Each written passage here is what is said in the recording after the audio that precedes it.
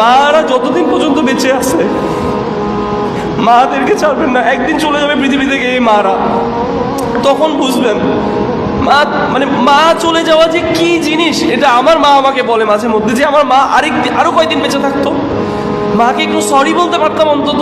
অনেক সময় মার কত কথা কত খারাপ ব্যবহার করছি, মাকে কোনো দিন তুচ্ছ করবেন না। মা আপনার বউর সাথে খারাপ ব্যবহার করছে, এটা সত্য, তারপরেও মাকে ধরে রাখবেন, মার সাথে খারাপ ব্যবহার করবেন না। মা এমন একটা জিনিস, মাকে সময় দিবেন, আলাদা করে সময় বের করবেন মায়ের জন্য।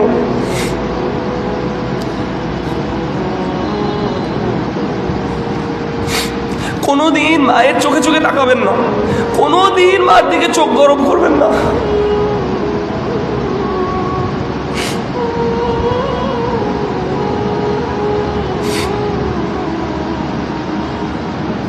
মাকে কোনোদিন কেউ রিপ্লেস করতে পারবে না।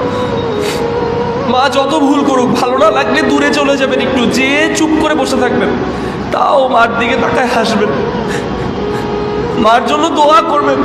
মা দিনের কথা না শুনলে মার জন্য তাহাজ্জুদে কান্না করে দোয়া করবেন, তাও মাকে ছাড়বেন না।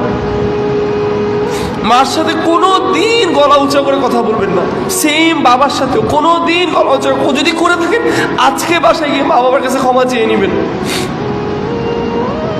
আপনার জন্য আপনার মা বাবা যেটা করছে কোনো দিন এটা কেউ করবে না, কোনো দিনও এটা কেউ করবে না। শুধু মা বাবাই আছে এই পৃথিবীর মধ্যে দুইজন মানুষ যে সারা জীবন আপনার জন্য নিঃস্বার্থভাবে করে গেছে, অন্য কেউ আপনার জন্য নিঃস্বার্থভাবে করে নেই। আপনাকে যেই মেয়ে বিয়ে করছে, আপনি যদি আজকে রাস্তার ফকির হইতেন আপনাকে বিয়ে করতো না। আপনি যদি বিশ্রী একটা ছেলে হইতেন আপনাকে বিয়ে করতো না। আপনার শাশুড়ি আপনাকে যতই রোস্ট খাওয়া, গরু মাংস খাওয়া, মুরগি মাংস খাওয়া, আপনার যদি আজকে পকেটে টাকা না থাকতো, আপনার মধ্যে সৌন্দর্য না থাকতো, আপনার কাছে কোনো দিন আপনার কাছে ওনার মেয়ে তুলে দিত না আপনার শ্বশুর।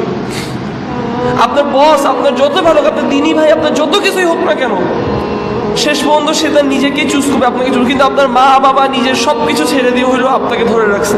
আপনি পুঙ্গ হইলেও আপনাকে পালছে, আপনি পাগল হইলেও আপনাকে ঘরে, আপনি জন্ম হয়েছেন মেন্টাল সিকনেস নিয়ে, তাও আপনার সাথে আপনার মা বাবা লেগেছিল। আপনি বৃদ্ধ হয়ে যাওয়ার পরে আপনিও যদি বিছানার মধ্যে পেশাব পায়খানা করেন, হইতে পারে আপনার বউ আপনাকে ফালা রেখে চলে যাবে, কিন্তু আপনার মা বাবা যদি বেঁচে থাকে, বুড়া বুড়ি মা হইলেও আপনার পেশাব পায়খানা মুছবে, কারণ আপনি তার সন্তান। মা বাবাকে কোনোদিন ছাড়বেন না।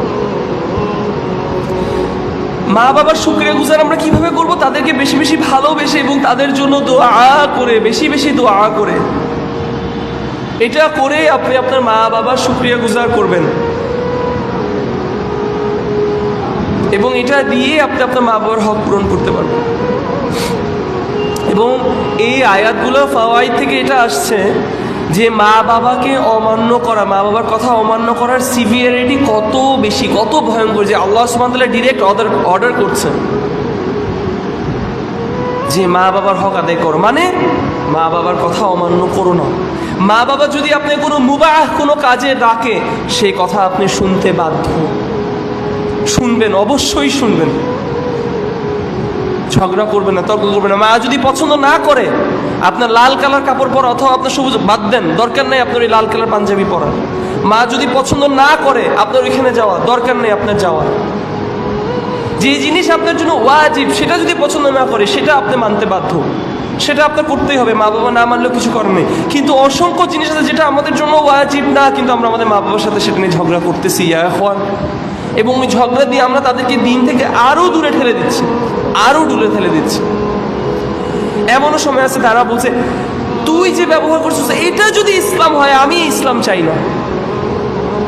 এই কথা যদি আপনার মা বাবা বলে অথবা মনে মনে করে, আপনার সেটার জন্য কিয়ামতের ময়দানে জবাব দিতে হবে আল্লাহর সামনে।